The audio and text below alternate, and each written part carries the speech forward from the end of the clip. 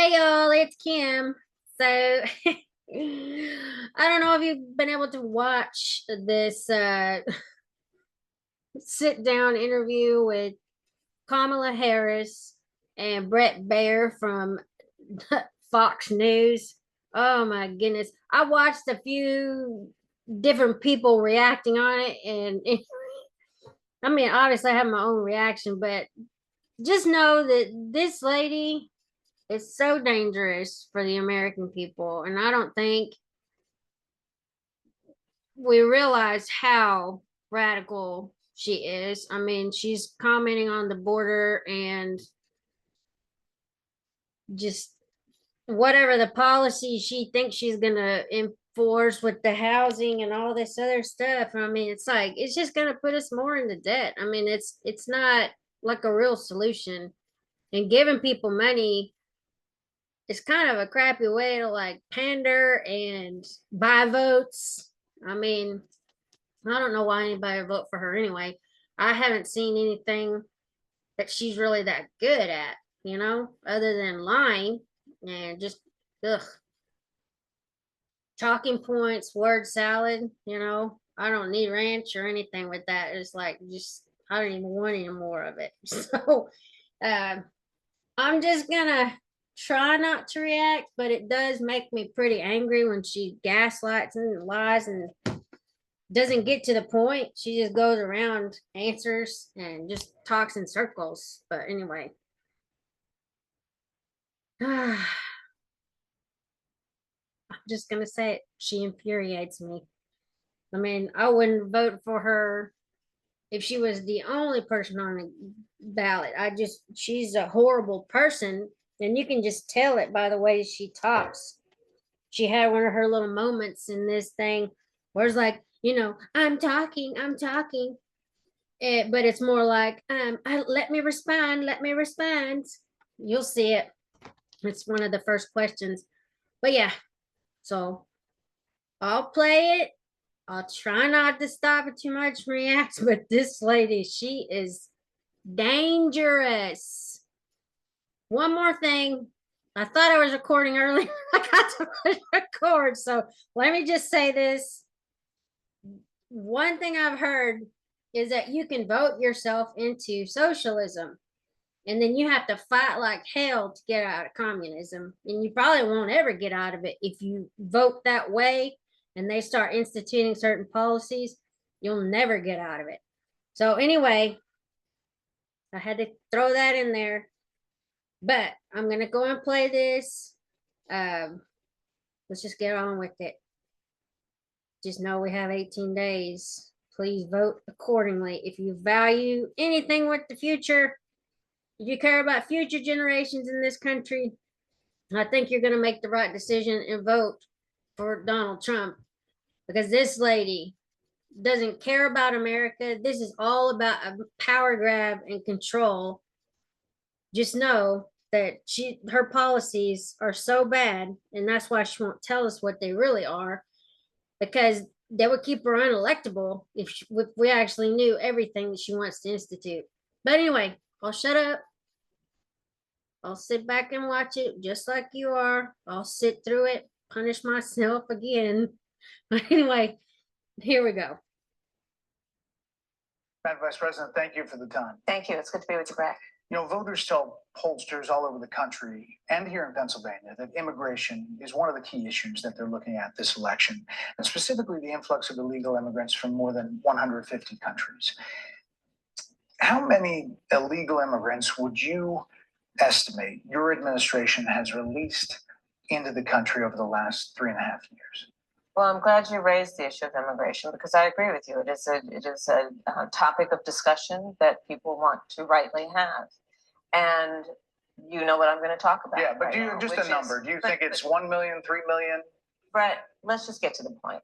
Okay, the point is that we have a broken immigration system that needs to be repaired. So your Homeland Security Secretary said that 85% of apprehensions. I'm not finished. We have an immigration estimate of system 6 million people have been released into the country. And let me just finish. I'll get to the question. I promise you. I was beginning to answer. And when you came into office, your administration immediately reversed a number of Trump border policies. most significantly, the policy that required illegal immigrants to be detained through deportation, either in the US or in Mexico. And you switched that policy. They were released from custody awaiting trial. So instead, included in those were a large number of single men, adult men, who went on to commit heinous crimes.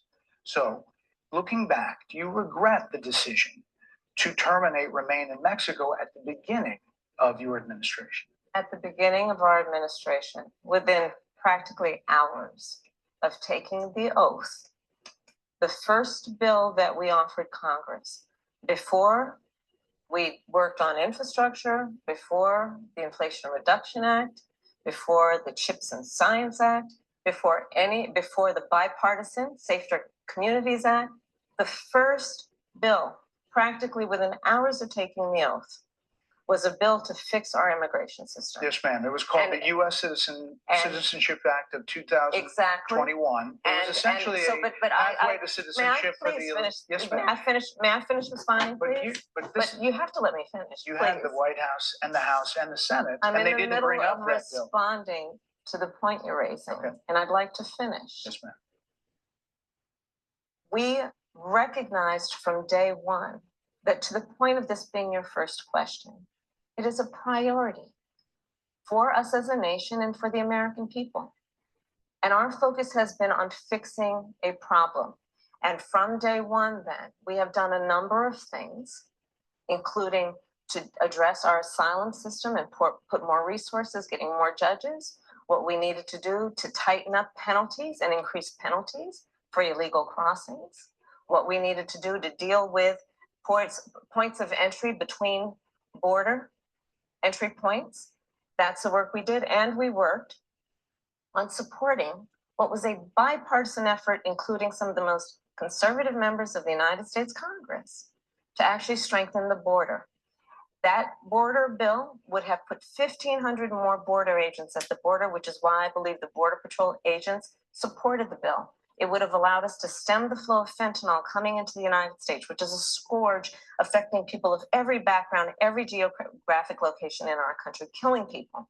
It would have allowed us to put more resources into prosecuting transnational criminal organizations, which I have done as the former attorney general of a border state. Madam Vice President, a couple of things. Prosecuted trafficking of drugs, guns, and human beings. And Donald Trump, but let me just finish. 6 Democrats voted against that bill. Learned about that bill and told them to kill it because he preferred to run on a problem instead of fixing a problem. And in this election, this is rightly a discussion that the American people want to have. And what they want are solutions, and they want a president of the United States who's not playing political games with the issue, I hear you. but actually is focused on fixing 6 it. Democrats voted against that bill. It would have allowed 1.8 million illegal immigrants into the country a year. A lot of conservatives had a problem with it.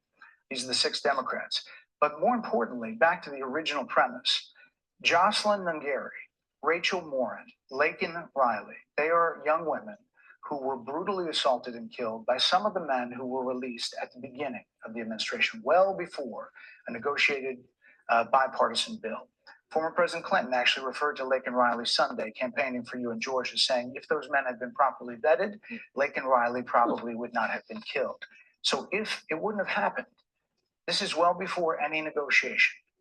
This is well before Donald Trump got involved in the politics. This is a specific policy decision by your administration to release these men into the country. So what I'm saying to you, do you owe those families an apology? Let me just say, first of all, those are tragic cases. There's no question about that. There's no question about that. And I can't imagine the pain that the families of those victims have experienced for a loss that should not have occurred. So that is true. It is also true that if a border security had actually been passed 9 months ago, it would be 9 months that we would have had more border agents at the border, more support for the folks who are working around the clock, trying to hold it all together to ensure that no future harm would occur. And this election in 20 days will determine whether we have a president of the United States who actually cares more about fixing a problem, even if it is not to their political advantage in an election, because there was a solution, Brett. Madam Vice President, it was a policy decision in the early part of your In administration. I will let 2021. one of the mothers talk about it. Take a listen. Because of the Biden-Harris administration open border policies catch and release, they were enrolled in the Alternatives to Detention program. This meant that they were released into the United States. It was not even a full 3 weeks later that they would take my daughter, Jocelyn Nungare's life. I believe the Biden-Harris administration open border policies are responsible for the death of my daughter. That's the early days. So do you owe them an apology, is what I I'm will saying. tell you that I am so sorry for her loss. I'm so sorry for her loss, sincerely. But let's talk about what is happening right now with an individual who does not want to participate in solutions. Let's talk about that as Blame well. Trump. Do you want to In, answer in for all her? fairness, I told you, I feel awful No, for you what she don't. and her family have experienced. During that time, you said repeatedly that the border was secure. When in your mind did it start becoming a crisis? I think we've had a broken immigration system transcending, by the way, Donald Trump's administration even before. Let's all be honest about that. I have no pride in saying that this is a perfect immigration system. I've been clear, I think we all are, that it needs to be fixed. We need more. I was just down at the border talking with border agents, and they will tell you, and I'm sure you probably, I know you investigate and you are a serious journalist. They will tell you, we need more judges. We need to process those cases faster. We need the support for those cases that should be prosecuted. They need more resources, and Congress ultimately is the only place that that's going to get fixed, Brett. Well, that's how this system works. That's the premise of this question. But There were that's how the 90 system plus works. executive orders that were rescinded in the first days. Many of those were Trump border policies. I'm not going to stay here because there's other things to talk about, but you frequently talk to the Border Patrol Union for support of that bipartisan bill, and they did. They supported it. But they also just endorsed Donald Trump and said, you've been, quote, a failure with border security. Why do you think they said that? I think they're frustrated, and I get it. They want support. They want support, and that's what that border security bill would have done. These guys down at the border, these men and women, they're working hard. They're working around the clock. I get it. There's a lot. Don't forget, they said that this border patrol agents were whipping migrants. And then also, if you remember, all this time, they've been talking about those ICE agents not being able to go in like sanctuary cities and all that stuff. So this lady is so disingenuous. I just can't stand the fact that she's lying. It just boldface. Even when the answers are given, it's like a lie. But like I said, I'll try not to react too much, but it's such a lie. I mean, she said that they were whipping the migrants from horses, or, you know, the guys were on horseback whipping them with the ropes or something. And I was like, what in the world? This lady's crazy. But anyway, just know who you're dealing with here. Well, let me go ahead and go back.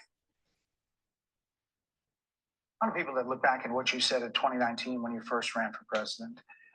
And there have been changes, and you've talked about some of them. When it comes to immigration, you supported allowing immigrants in the country illegally to apply for driver's license, to qualify for free tuition at universities, to be enrolled in free healthcare. Do you still support those things? Listen, that was 5 years ago, and I'm very clear that I will follow the law. I have made that statement over and over again, and as Vice President of the United States, that's exactly what I've done, not to mention before. If that's the case, you chose a running mate, Tim Walz, governor of Minnesota, who signed those very things into state law. So do you support that? We are very clear, and I am very clear, as is Tim Walz, that we must support and enforce federal law, and that is exactly what we will do. Mm-hmm. So decriminalizing border crossings, like you said in 2019. I do not believe in decriminalizing border crossings, and I've not done that as vice president. I will not do that as president. So these are evolutions that you've had. Well, let's be very clear. I'm the only person who's running for president who has prosecuted transnational criminal organizations, from the Sinaloa cartel to the Guadalajara cartel to people who have trafficked in guns, drugs, and human beings. I have spent a significant part of my career going after people who present a threat to the safety of the American people and cross our border with the intent of doing us harm and cross our border illegally. And I will do that work as vice president. I take that work quite seriously.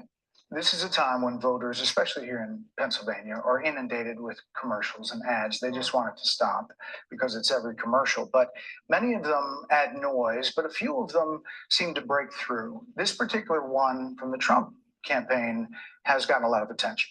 Kamala supports taxpayer-funded sex changes for prisoners. Surgery. For prisoners. For prisoners. Every transgender inmate in the prison system would have access.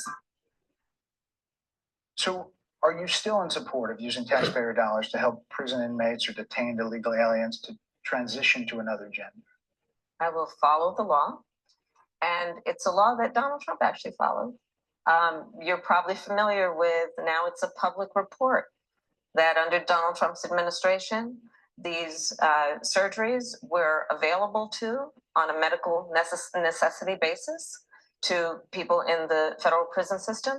And I think, frankly, that ad from the Trump campaign is a little bit of like throwing, stones when you're living in a glass house. The Trump aides say that he never advocated for that prison policy and no gender transition surgeries you know what? You got to take responsibility for what happened in your administration. Yeah, no surgeries happened in his presidency. It's in black and white. Would you still advocate for using taxpayer dollars for gender reassignment surgeries? I will follow the law, just as I think Donald Trump would say he did. You would have a say as president.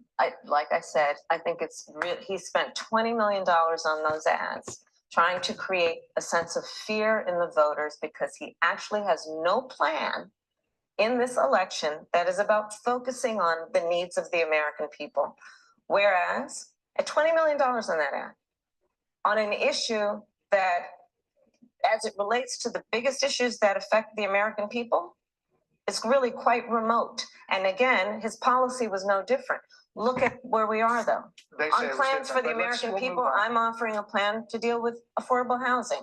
I'm offering a plan to deal with what we need to do to strengthen small businesses, which are the backbone of America's economy. I am offering a plan that is about taking care of young parents and giving them the support they need. My plans for the economy will strengthen the economy, as have been reviewed by 16 Nobel laureates, Goldman Sachs, Moody's, and recently the Wall Street Journal, which have all studied our plans and have indicated my plans for our economy would strengthen our economy, his would make them weaker, would ignite inflation and invite a recession by the middle of next year. Those are the facts. Why do you think more people say they trust him on the economy than they trust you? I think that when you look at an analysis of our plans for what we would do as president of the United States, it has been clear to those who study and understand how economic policy works that moving forward, because I do believe the American people are ready to turn the page on the divisiveness and the type of rhetoric that has come out of Donald Trump. People are ready to chart a new way forward, and they want a president who has a plan for the future and a plan that is sound and will strengthen our country.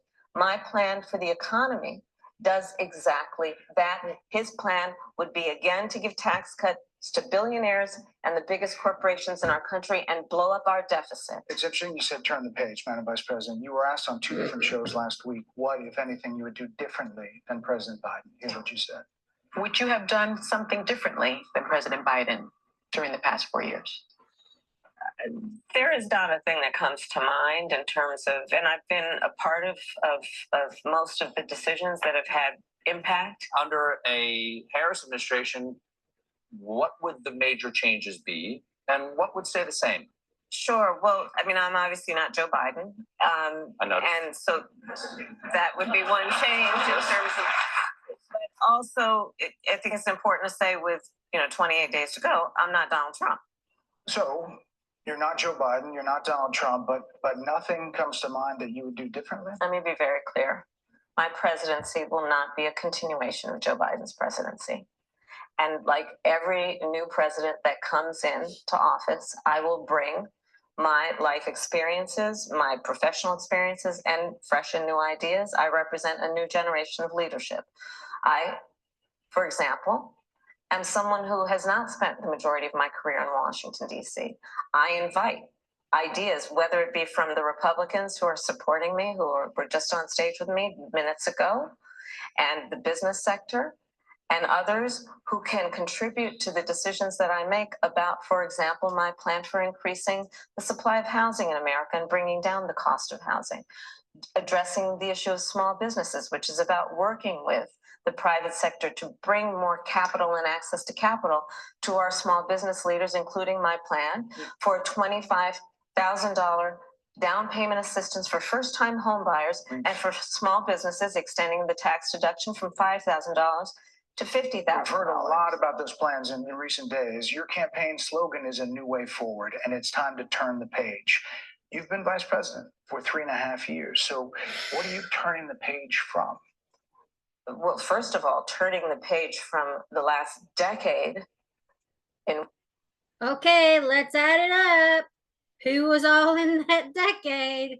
2 years of that would have been Obama, 4 would have been Trump, and now almost 4 with their administration. Hello, math. Do some math, lady. So you're bad-mouthing Obama now? No wonder you're losing in some of these situations and polls. But anyway, whatever. I'm not voted for her, and I wouldn't even vote for Obama. So I'm just saying. I mean, she's acting like this is some new thing. It's not new. You're old. You've been there. You were in the decision rooms and all this stuff, making all these decisions. What did you call it? The deciding vote on the Inflation Increasement Act. Anyway, sorry guys. When I heard her say about the decade, I was thinking, okay, 2 of that was still Obama, 4 for Trump, and then almost 4 for them. So yeah. And we saw how it was under the Trump administration. Yeah, COVID came in and sucked everything up, screwed everything up. But I mean, I know we have more money in the bank. Right now, we're just gonna like barely scraping by, But anyway, and that's both of us working. Hello. So I'll just go ahead and keep playing it, but I couldn't help but chime in there. Which we've been burdened with the kind of rhetoric coming from Donald Trump that has been designed and implemented to divide our country and have Americans literally point fingers at each other. Rhetoric and an approach to leadership that suggests that the strength of a leader is based on who you beat down instead of what we all know. The strength of leadership is based on who you lift up. The strength of an American president, which is one who understands that the vast majority of us have more in common than what separates us. Madam That Vice is President, more turning than the page. 70% of people. That is tell about turning the pollsters- page on rhetoric that people are frankly exhausted of, Brett. More than People are 70% of people exhausted. tell the country is on the wrong track. They say the country is on the wrong track. If it's on the wrong track, that track follows 3.5 years of you being vice president and President Biden being president. That is what they're saying, 79% of them. Why are they saying that? If you're turning the page, you've been in office for 3.5 years. And Donald Trump has been running for office. But you've been the person Come holding on, the office. Come on. Madam You Vice and I President. both know what I'm talking about. You and I both know what I'm I talking actually about. don't. What are you talking about? What I'm talking about is that over the last decade, But you're people the have lever of become, power. but listen, over the last decade, it is clear to me, and certainly the Republicans who are on stage with me, the former chief of staff to the president, Donald Trump, former defense secretaries, national security advisor, and his vice president. One, that he is unfit to serve, that he is unstable, that he is dangerous, and that people are exhausted with someone who professes to be a leader who spends full time demeaning and engaging in personal grievances and it being about him Madam instead Vice of President, the American people. If People that's the are case, tired of If that. that's the case, why is half the country supporting Sorry. him? Why is he beating you in a lot of swing states? Why, if he's as bad as you say, that half of this country is now supporting this person who could be the 47th president of the United States? Why is that happening? This is an election for president of the United States. It's not supposed to be easy. I know, but It's if not it's supposed to be. It is not supposed to be a so cakewalk are they for misguided, anyone. the 50%? Listen, Are let they me- stupid? Oh What is God, it? I would never say that about the American people. And in fact, if you listen to Donald Trump, if you watch any of his rallies, he's the one who tends to demean and belittle and diminish the American people. He's the one who talks about an enemy within, an enemy within, You are the talking enemy about the within. American people, suggesting he would turn the American military on the American people. We asked that question to the former president today. Harris Faulkner had a town hall, and this is how he responded. I heard about that. They were saying I was like threatening. I'm not threatening anybody. They're the ones doing the threatening. They do phony investigations. I've been investigated more than Alphonse Capone. He was the greatest goodness. bank. No, it's All true. We've No, got but to think of it. It's called weaponization of government. It's a terrible thing. So, Brett, I'm sorry, and with all due respect, that clip was not what he has been saying about the enemy within that he has repeated. Get ready for the Kamala combustion. Here she goes off on Trump. She's fixing to lose it. Just her voice is gonna get like even more shrill and annoying. When he's speaking about the American people, that's not what you just showed. he was asked about that specific... No, that's not what you just showed. In all fairness and I'm telling respect to that you, was the question that we asked him. you didn't show that, and here's the bottom line. He has repeated it many times, and you and I both know that. And you and I both know that he has talked about turning the American military on the American people. He has talked about going after people who are... I do believe Biden actually said something about either F-15s or F-16s against people that valued like the Second Amendment. Y'all can look that one up. But yeah, you're talking about people that have guns and you're going to use the American military to go after them. So anyway, anytime a Democrat blames somebody for something, you know that's exactly what they're doing. Just it's projection. Sometimes it could be even considered a reaction formation, which is like the defense mechanisms that Freud came up with. Go study that, look it up. You'll see what I'm talking about. But Biden, yes, he's made some comment one time about sending planes basically after some of these people because they had their guns or they were hanging on to the Second Amendment, something like that. It was something stupid from like an actual podium. But yes, I'll shut up. Are engaged in peaceful protest. He's talked about locking people up because they disagree with him. This is a democracy. And in a democracy, republic, the president of the United States in the United States of America should be willing to be able to handle criticism without saying he'd lock people up for doing it. And this is what is at stake, which is why you have someone like the former chairman of the Joint Chiefs of Staff saying what Mark Milley has said about Donald Trump being a threat to the United States of America. He's quoted in the Bob Woodward book that way, yes. Let me ask you this, Madam Vice President. You call Donald Trump... The significance of that. You call Donald Trump... he's misguided. You say now he's unstable. He is unstable, Brett. He's not well. You say he's mentally not stable. He's not stable. Let me ask you this. You told many interviewers that Joe Biden was on his game, that ran around circles on his staff. When did you first notice that President Biden's mental faculties appeared diminished? Joe Biden, I have watched from the Oval Office to the Situation Room. And he has the judgment and the experience to do exactly what he has done in making very important decisions on behalf of the American people. There were no concerns raised? Right? Joe Biden is not on the ballot. I understand, And but, Donald Trump but you is, talked about it. and Donald Trump After George is, Clooney said and within a if few you minutes of watch talking to President Donald Biden Trump- at a fundraiser that he thought this was not the same Brett, Joe Biden that we saw on the debate Donald Trump stage. is on the ballot. I understand. You met with him at least once a week for 3.5 years. You didn't have any concerns?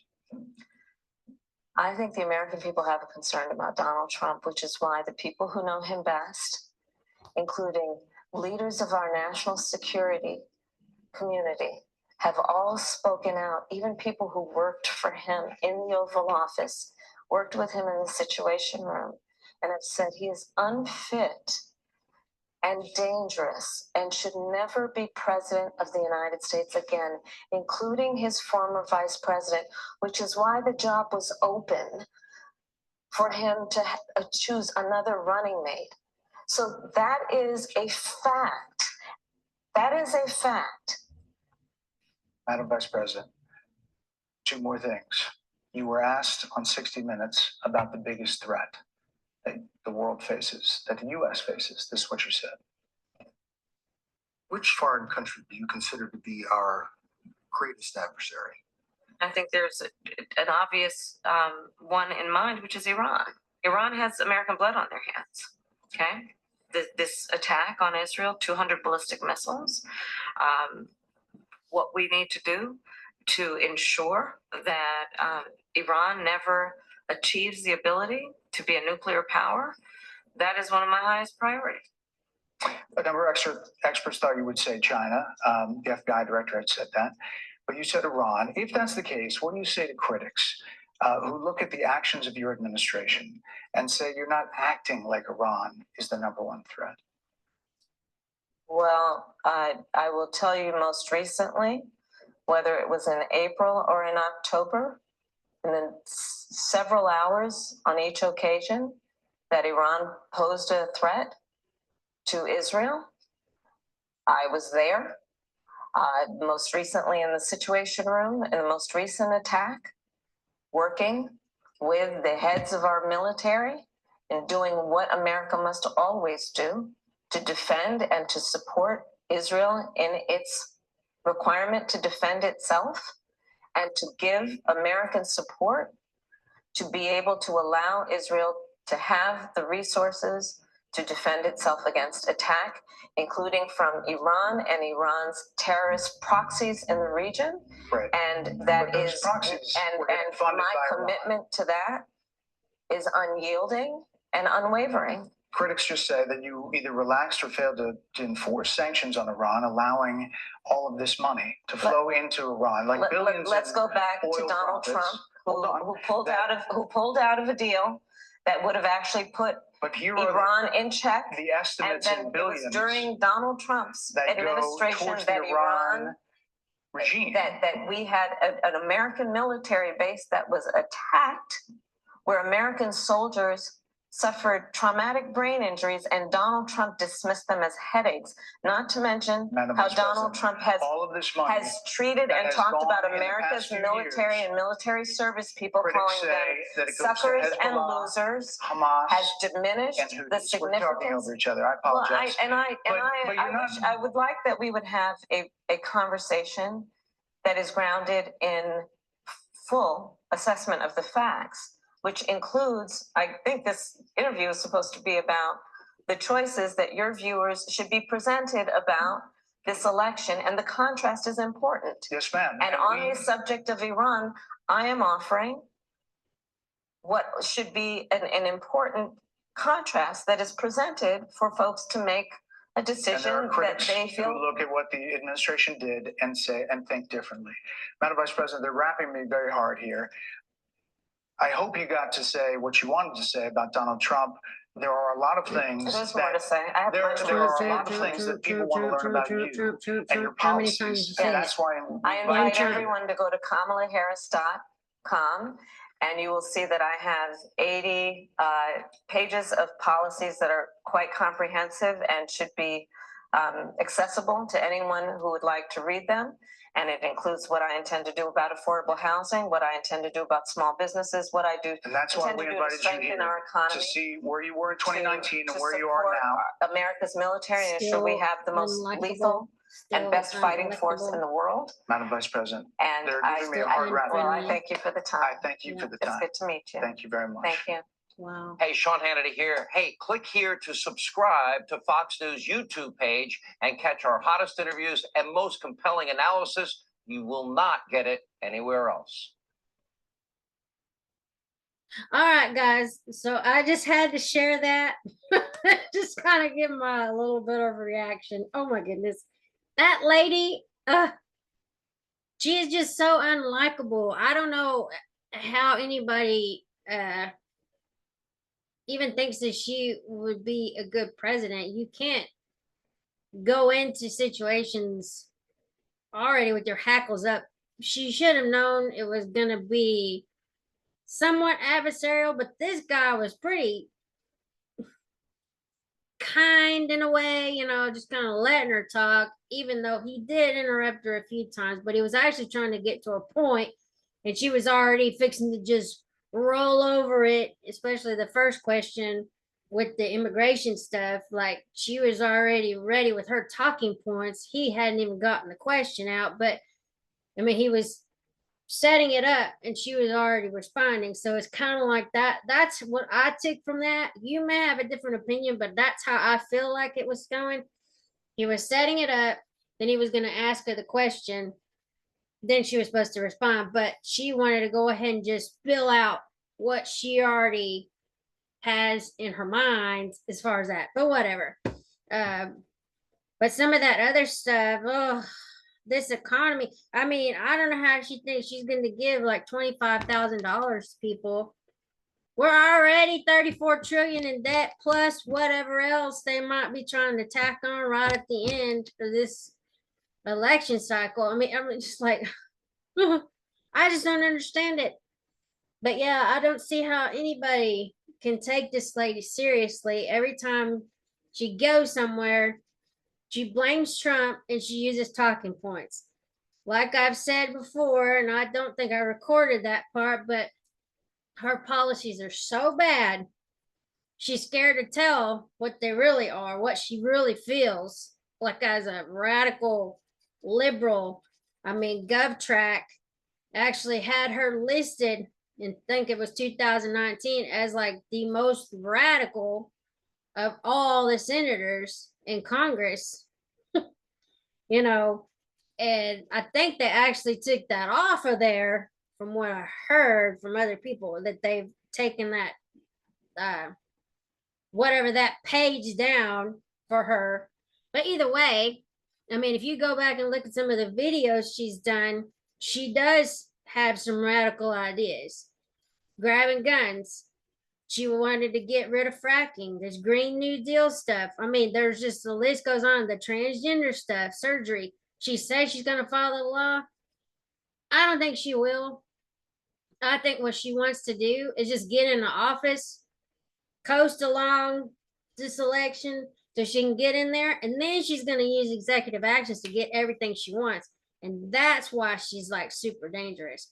And I think, if you value, like the American dream and this country having freedoms and prosperity, and you actually love the country, just, you're not some liberal America hating freak out here, then I think you're going to vote for Donald Trump.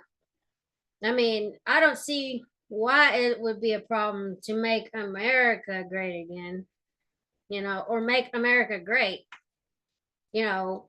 Whatever your opinion of America is, I'm just saying, what's wrong with that? It's just because it's a Trump. And if Trump was on the Democrat side, they would love him. Because that man, he's like a freaking workhorse. I mean, he knows how to negotiate with people. I think that's why he was able to sit with so many world leaders. I mean, for him to go in North Korea, come on now. You're telling me that that's not like a huge thing? I don't think any American president's been over there. I don't even know when all that was separated. I know the Korean War and all that stuff, but I don't know exactly. I didn't study all that stuff. There's a lot of stuff I didn't study, but as an adult, I'm reading more books and learning more about certain people. And just like, I think even like, since we're on the subject of people running on certain things, like, these policies that would get her elected, and then she come in later and change them. I do believe Stalin did that. He ran on that he was going to help the people, and then once Lenin died, he got into the whatever they call their little thing over there. I don't know, president, whatever you want to call him, their leader. He started actually implementing the things that he really wanted to do. He went after his political enemies, which I think that's what she would do. I mean, there's just a lot of stuff that I just don't understand it. And then, as far as, let me just say one more thing. Like, I've got so much stuff that I could share, but like, as far as, the people that have been coming across the border, a lot of them do come from a socialist country and they're running from that. But the Democrats, and especially this crazy woman, they basically want to put us into socialism. And like I said, and like I've read, that you can vote your way into socialism and you have to fight like hell trying to get out of it, or even in, you'll get into communism. If it just keeps going and they just keep putting more and more laws in place or policies, and then you're stuck. I mean, so yeah, I mean, this lady, I don't think she's good for America. I just, in general, I just don't think she cares enough about America. From what I hear too, her dad was a Marxist. And I don't know if you know about much about Marxism. I took like, 3 semesters. Well, let me think. I guess it was 3 semesters of college courses. And it seemed like in our English class, there was a lot in there about, the bourgeoisie and the proletariat and all that stuff with the Marxism stuff. And I was just like, what the heck is all this stuff? Of course, it's about oppressed and oppressors and all this other stuff. But it's like, this is America. I mean, yeah, we've had some crappy stuff happen in the past. History is what it is, but you can't get around it. You can't just erase it. So you just kind of have to accept it and then move forward and don't do those things. You also have to learn from history. Otherwise, you're going to make the same mistakes those idiots did. I'm not saying everybody was perfect in America, but yeah, I mean, it's like, oh gosh, I could just go on and on, but I'm going to shut up. I'm going to have a good rest of my day. I'll probably start trying to upload some of these videos here and there. Hopefully I don't get dinged for a copyright thing, but I put all the stuff in there. I mean, it's got their information. So whatever. Fox News, I'm going to give you credit for this. But yeah, I just wanted y'all to see it, sharing my misery, listening to her talk. This is like probably the 3rd or 4th time I've watched it, but it's because I was listening to other people react to it. But yeah, I mean, it's just, I don't know. I'm tired of being gaslit and lied to by this administration. I personally feel like they hate America and they're going to do everything they can to continue that hatred. And that's why I think you have all these protests on college campuses. You have all this unrest, with certain people, certain groups and stuff. It's like, dude, just get a damn job. If you had something to do, you wouldn't be having all this extra time to worry about all this other crap. Get to work, take a shower, stop being like idiotic. To me, that's what it is, a lot of this stuff, but whatever. But y'all have a good day, and I am gonna be out of here. I will talk to y'all later.